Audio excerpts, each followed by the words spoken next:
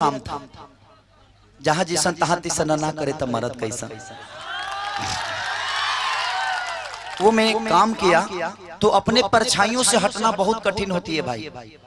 मैं बॉम्बे शहर में गया तो हर डायरेक्टर, हर प्रोड्यूसर, यहाँ तक कि रानी चटर्जी की मैं बात नहीं बोलूंगा, मेरी बड़ी अच्छी दोस्त है। जब मेरी पहली सिनेमा आई थी तो रानी चटर्जी ने प्रोड्यूसर से बोला कि इतना गंदा हीरो कहाँ से लेके आ गया। आज आप लोग के प्यार से वही रानी चटर्जी खेसारी से काम करने के लिए कहते हैं कि अच्छा है कोई सिनेमा किया जाए।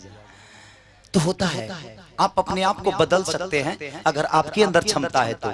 किसी की सहारे की जरूरत नहीं है, किसी की सहारे की इस धरती पे जरूरत नहीं है। अगर आपके अंदर हौसला हो, आपके अंदर पावर है कुछ कर जाने की, तो इस धरती पे हर आदमी एक एकलव्य है। गुरु की जरूरत नहीं है। एकलव्य ऐसा आदमी था कि मूर्ति का पूजा कर कर और दुनिया का सबसे बड़ा धनुधारी बन गया। कोई जरूरी नहीं है रामायण पढ़ने से कोई विद्वान नहीं होता है। अगर चलाना है तो राम की परिभाषा को चलाइए। राम ने जब बन गए तो श्री राम थे वो, लेकिन जब लंका से वापस अयोध्या लौटे तो मर्यादा पुरुषोत्तम श्री राम कहलाए। उसका रीजन यही था कि उन्होंने कभी बड़े लोगों का साथ नहीं लिया। उन्होंने सुग्रीव को अपनाया, शिवरी का जूठा बैर खाया, नल और नील को अपनाया। बाली बहुत बलशाली था। रावण को 6 महीने कांख में दाबकर और पूरे लंका को घुमा दिया था। 6 महीने तक कांख में दाबकर रावण को घुमाया था बाली। तो समस्या वो नहीं है, आप दलितों को लेकर चलिए, कमजोर वर्ग के लोगों को चलिए। हम करते क्या है, अगर एक ड्राइवर को मार्केट भेजना है तो उसको 25 बार समझाते हैं, यहाँ से राइट लेना, राइट से लेफ्ट लेना। उसके ऊपर छोड़कर तो देखिए, जिस दिन उसके ऊपर विश्वास करना सीखिएगा ना, आपका करता धरता भी आप ही की तरह तेज हो जाएगा और फिर उसको समझाने की जरूरत नहीं पड़ेगी। ये होता है। जब नल नील और सारे बानर समाज के लोग जब पत्थर फेंकते थे समुद्र में तो पत्थर तैरता था, तैरने लगता था। लेकिन जब राम जी एक पत्थर उठाकर समुद्र में फेंके तो वो पत्थर डूब गया। तो फिर राम जी ने हनुमान से पूछा कि हनुमान ये बताओ कि सब फेंक रहे हैं तो पत्थर ये तैर रहा है, लेकिन मैं फेंक रहा हूं तो ये डूब क्यों गया। तो उन्होंने एक ही जवाब दिया कि भगवान, जिसको आप छोड़ देंगे वो तो डूब ही जाएगा ना। ये तो पत्थर है, जिसको आप छोड़ देते हैं वो डूब जाता है, तो वो क्यों नहीं डूब जाएगा। तो उन्होंने दलितों को लेकर चला, कमजोर वर्ग के लोगों को चले, इसलिए यहां से वो राम बनकर गए थे। लेकिन जब लौटे तो मर्यादा पुरुषोत्तम श्री राम कहलाए। तो ये होता है। तो जीवन में कमजोर वर्ग के लोगों को लेकर चलिएगा। किसी अमीर के घर पे जाइएगा ना तो पानी पिलाने में 1.5 घंटा लगता है भाई, वो पानी लाने में 1.5 घंटा लाएगा। लेकिन किसी गरीब के घर पे जाइएगा तो बासी रोटी ही लेकर आएगा, भैया 2 रोटी खा लीजिए, आप बहुत भूखे होंगे। तो ये होती है गरीबी।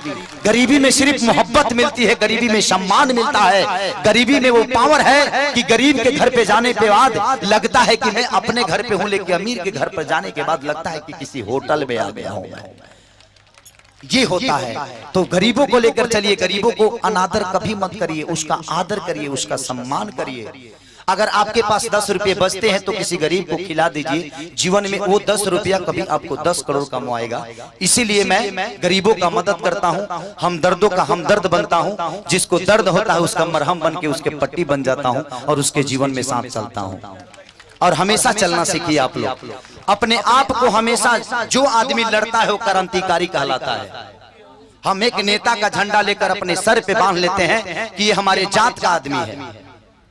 किसी दिन आप भी जिस दिन खुद का झंडा बनाकर खड़ा होइएगा ना, तो लड़ना है तो क्रांतिकारी बन के लड़िए। किसी का झंडा लेकर घूमने की जरूरत नहीं है। आप कमाइएगा तो ही खाइएगा। आज चुनाव है, सब आदमी अपना अपना झंडा देकर आपको बुर्बक बना के कौन विकास करता है? कोई नहीं।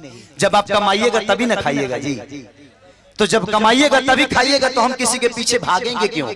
हम खुद का साम्राज्य खड़ा करेंगे, हमारा खुद का झंडा होगा। हम रहते अपने घर में है तो किसी दूसरे के लिए सर कटाने की कोई जरूरत नहीं है। आपके पीछे आपका परिवार है, आपका बच्चा है, आपका भविष्य है, आपकी जीवन है। उसको संवारिए और उसको संवारने में लगाइए। जातिवाद मत करिए।